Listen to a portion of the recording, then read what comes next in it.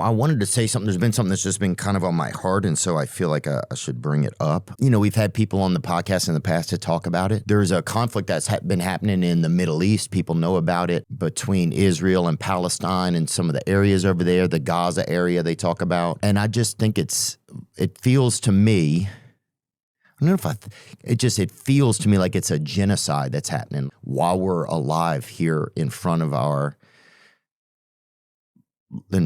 lives. Theo recently came out on his podcast last week calling what's happening in Palestine a genocide. I agree with him. It is a genocide, and I'm sure you agree with him. Sometimes I feel like I should say something. I'm not a geologist or geographer or anything like that, so I don't know a lot of some of it I do know, though. Like, I know the basics of the issues over there, but for me, it's just like how I feel like you see all these photos of people, just children, women, people, body parts, just people like putting their kids back together. And I just can't believe that we're watching that and that more isn't said about it. Israeli airstrikes have killed nearly 100 people in northern Gaza, according to Hamas-run civil defense teams. It comes after more than 120 Palestinians were killed yesterday in the south of the territory. The UN's human rights chief says that Israel's actions are tantamount to ethnic cleansing. Israel doesn't allow independent access to Gaza for international journalists, including the BBC. Lucy Williamson reports now from Jerusalem. Israel says its target is terrorist infrastructure. Residents know where to look for survivors, just not for answers. We went to the south, we were targeted in the south, Abu Omar said. We came to Gaza City, we were targeted there. Where should we go?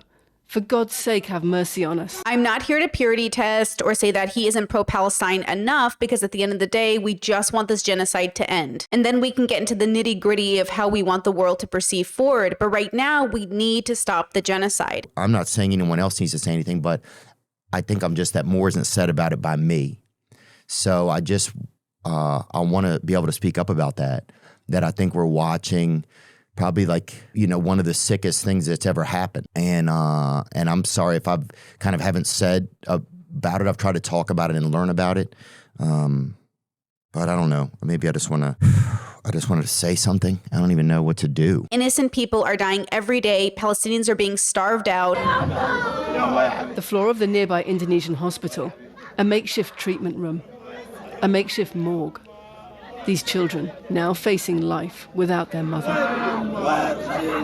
Where are the Hamas negotiators while this happens to my mum, he cries. After many months of war, doctors say this morning's assault felt different. So the last night, it's like the beginning 2 months in this aggression and in this war. Dr. Salah lost 2 nieces and a nephew in the attacks, 2 of their bodies unreachable under the rubble. They were 8 and 10 years old. And it's crazy because our country's also complicit in it. It's in it and has been for a long time. And it's just kind of interesting because then you just realize, oh, well, I'm a member of this country, but what we want sometimes doesn't matter, and you just have to be a member of a place, and your government is making other choices. So I don't know if I said that correctly, or I don't even know exactly what I said, but I just have, it's just like been making me really sick, and I feel like I just needed to say something. The U.S. will take over the Gaza Strip, and we will do a job with it too. A bombshell statement no one saw coming. We'll own it and be responsible for dismantling all of the dangerous unexploded bombs and other weapons, level the site, ending the death and destruction and, frankly, bad luck. Donald Trump today announcing plans to clear out the Gaza Strip. How many people are you thinking about? All of them. I mean, we're talking about probably 1.7 million people, 1.7 million, maybe 1.8 million. It could be 1, 2, 3, 4, 5, 7, 8, 12. It could be numerous sites, or it could be one large site. Everybody I've spoken to loves the idea of the United States owning that piece of land, developing and creating thousands of jobs in a really magnificent area that nobody would know. The Riviera of the Middle East. And if the Palestinian people refuse to move, Trump hasn't ruled out sending in US troops. You are the greatest friend Israel has ever had in the White House. And whether you like it or not, you are complicit in this genocide, especially if you are MAGA. The reason Theo Von's statement was really lovely to see and yet a little unsettling was because he recently showed up in Qatar with Trump to do a 30-minute stand-up show. What's going on? Not much. I didn't know I was going to be here either.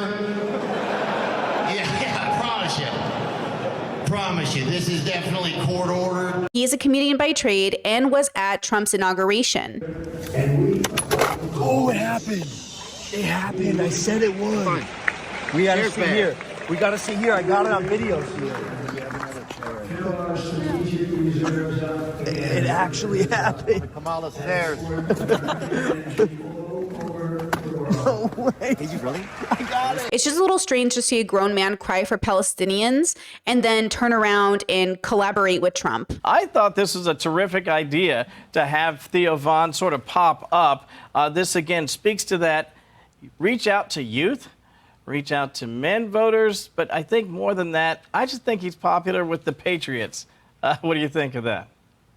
Yeah, he clearly is. This is Donald Trump at its best, right? He knows not only how to talk to the average person, whether it's military veterans or just patriots, but he knows how to entertain. And I think when he's there, he's able to bring a larger spotlight, he becomes more endearing to the people that he's speaking with. And I think ultimately, just strategically, it's wise. It shows that he's not this Biden Democrat old guy who's pretending. He's open. And I don't want to be cute. I don't want to be a wise guy, but the Riviera of the Middle East, this could be something that could be so bad. This could be so magnificent. While Trump has been in the White House, he's not only had meetings with Netanyahu, but has struck deals with him. You are the greatest friend Israel has ever had in the White House. He not only has said that he dreams of turning Gaza into some sort of resort, no more fear. Gaza is finally here. But he continues to back Israel's genocide of the Palestinians while blaming them for their own starvation. We're going to help the people of Gaza get some food. People are starving, and we're going to help them get some food. A lot of people are making it very, very bad. If you look, Hamas is making it impossible because they're taking everything that's brought in. But we're going to help the people of Gaza. When realistically, it is the IOF that is blocking food from getting into Palestine. Israel has stopped all humanitarian aid from entering Gaza. Israel says it will allow a basic amount of food aid into Gaza, ending a 10-week blockade that has brought the territory to the brink of famine. So in some ways, I'm glad to see Theo Von, somebody with status and prominence, come out in favor of Palestinians because, again, this is about saving people's lives. But it's also disheartening to see him turn around and then work with Trump. I've been in recovery most of the last 10 years. How did you get addicted? No, I would just do cocaine. That was really, That's down and dirty, right? Yeah, it started to make me feel like I was a mechanic or something. So you're way up with cocaine more than anything else you can think of. Cocaine will turn you into a damn owl, homie. You know what I'm saying? Yeah. You'll be out on your own porch, you know, and you'll be your own street lamp. You're freaking.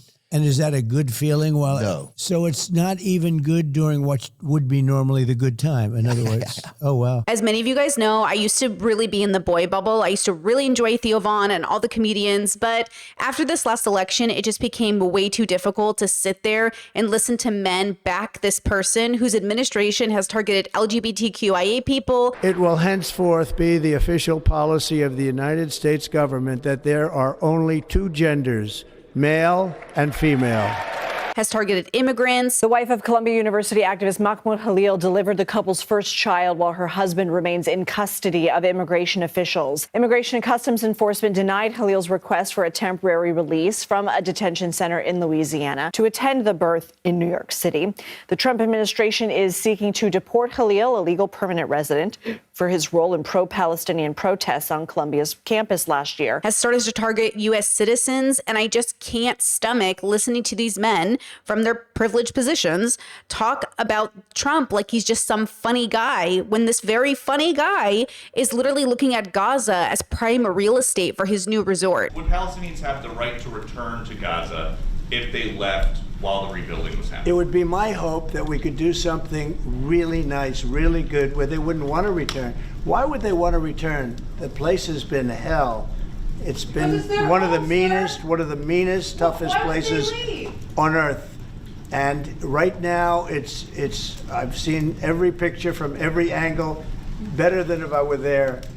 and nobody can live there. You can't live there. New this morning, Israeli Prime Minister Benjamin Netanyahu says the IDF is, quote, moving toward full control of Gaza. Overnight, Israel launched major airstrikes. Since Saturday, the Hamas-run Gaza Ministry of Health says Israeli strikes killed more than 160 people across Gaza, including many women and children. Funny enough, after I fell off Theo, I noticed that Hassan had done a collaboration with him. You know, when you got like crazy dedicated haters too, especially because you're doing politics in general, you're going to have a lot of crazy dedicated haters. The major reason obviously for that is because I'm anti-Israel. Like I'm pro-Palestine. I've been pro-Palestine for quite a while, and that really brings out the crazies. Does it really?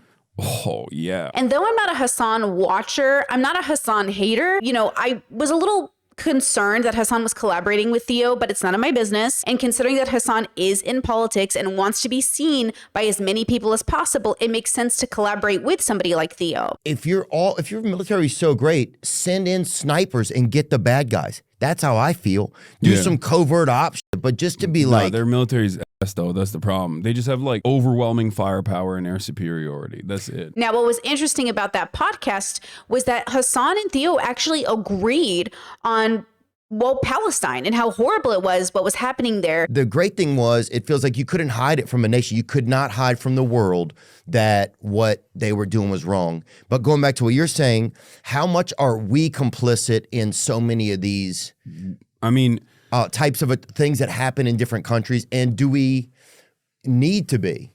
No, I think we are complicit. And so in some ways, there's something to be said about why people like Hassan do these collaborations, that ultimately there are going to be people in Theo's audience that need to hear this message from someone like Hassan. We have to accept that sometimes that means collaborating with MAGA supporters. No, I think we are complicit. I mean, that's how I feel about it, at least. That's why I actively urge people to protest and do everything in their power to try to put an end to this, because I think we have a lot of power in this regard in the United States of America. I don't think that America is like a true democracy by any means, and this kind of stuff basically puts that on display for everyone to recognize.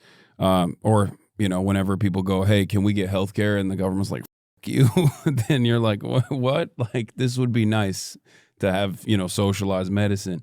But you still got to keep trying. Now, you guys know my stance that neighbor to neighbor, we always want to be kind to everybody. But from political speaker to political speaker, there is something to be said about who we collaborate with. Oh, it happened. There's nothing wrong with getting along with your neighbors, treating your fellow neighbors with dignity, even if they did vote for Trump. But there is something to be said about content creators collabing with one another and therefore sort of promoting one another. Same reason I feel a little icky about Theo going to Qatar with Trump.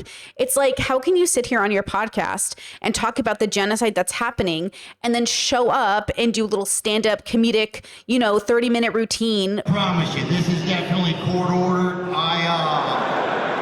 I'm just getting out of some time. And then you see this clip of Trump telling this like really cute story about how Barron really wants him to collab with Theo. My son Barron said, Dad, you got to do an interview with somebody I hadn't heard of. He said, Dad, you got to do an interview with a guy named Theo Vaughn. I said, who the hell is Theo Vaughn? He said, Dad, he's such a big guy, you got to do an interview. Where is Theo? He's around here someplace, I think. Theo, thank you very much. And it just seems very icky, for a lack of a better word. At the end of the day, we should be saying no to a genocide, and there should be better ways to solve these problems. But there's only one person in this situation who can stop the genocide, and it's the people committing it. For those Palestinians who say, well, we'd like to live in a Palestinian state, what do you say? The Bible says this place was given to the Jews. This place is ours. Israel is 100% responsible for stopping this genocide, and they are 100% responsible for carrying it out. Yes. What's happening? That one. Why can't he be with us? Because there are limits for Palestinians. And America is complicit in that genocide. And it does beg the question if we're all complicit. And Hassan and Theo talked about that. And in some ways, all of us are always complicit to harm because we're human beings, and human beings do not exist without causing harm. So from a philosophical point of view, and if you're new to my channel, hi, my name is Brittany Simon, and we do philosophy through pop culture.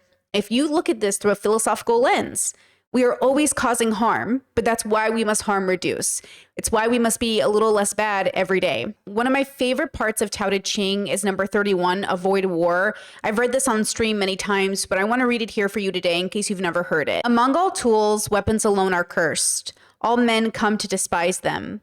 Those who follow Tao do not need them. Weapons are not the tools of the wise. Only as a last resort do the wise use them. Peace and tranquility are valued by wise rulers. Even when victorious in battle, they do not rejoice, for they never exult over the killing of others. Those rulers who rejoice over killing others will never bring happiness to their people. The killing of others fills the people with sorrow.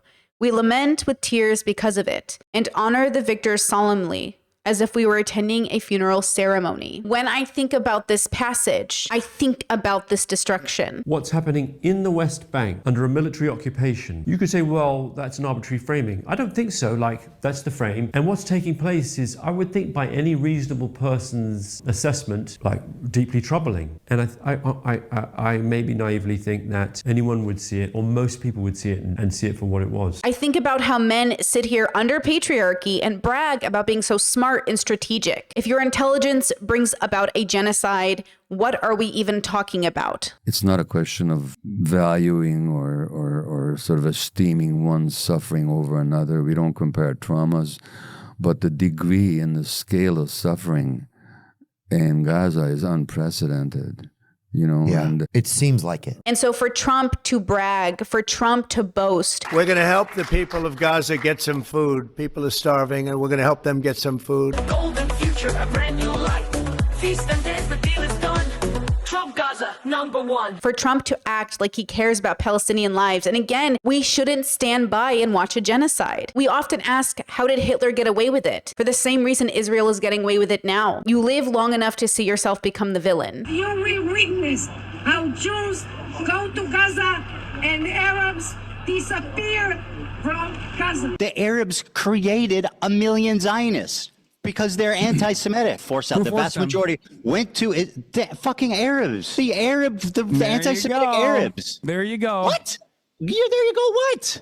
That's my point. Are you okay? I'm so uncomfortable using the word Palestinian because I don't think that it exists. You don't think they really exist?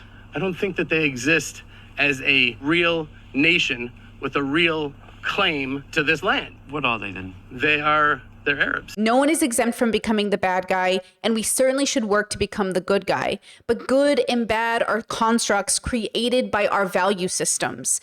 And so every person's going to have a different definition of what that looks like. And yet, if I took a microphone and asked each and every single one of you, do you think genocide is ethical? I'm pretty sure most of you would say no. And yet, when I get on panels on YouTube or have discussions with people, we're often debating on whether or not it's just strategically sound to genocide a whole population because, well, that's just war, am I right? Ultimately, I am never going to make a prescription to tell you what to do. I'm simply going to ask you to consider what it means to do what you're doing. So if you're going to call it a genocide. And I just think it feels to me, I don't know if it feels to me like it's a genocide that's happening. Maybe don't follow through with a collaboration of the man funding and creating deals with the leader who's committing that genocide. Or maybe Theo Von's tactic is Hassan's tactic. Collaborate with them in hopes to change their mind. Make a bridge and hopefully people will cross it. Or maybe he's pro-MAGA and actually likes Trump, but also doesn't want to see the Palestinians genocided. Who knows? Ultimately, what we want is for the genocide to stop. With that said, I'm going to leave you here. Please comment, like, and subscribe. And please check out the pinned comment on this video. I'm going to link you some charities that really need your help and really need your support. If you have the extra money, please think about donating. Palestinian families still need to pay for diapers, formula, food. Children are the biggest and first victims here because they're suffering in a way that they don't understand and maybe have never actually had a full explanation as to why they're living in this sort of, in such an unfair, unjust manner. And many that you talk to, I mean, I'm always in orphanages or trying to visit classrooms. You just understand that kids are actually, in fact, stronger than adults are. They have the ability to find joy in ways that I think sometimes, evade us because of their ability to find happiness in anything that's around them, but the pain is overwhelming. A lot of the families in Palestine are just like you and me. They're trying to dark humor their way through this process. What the heck?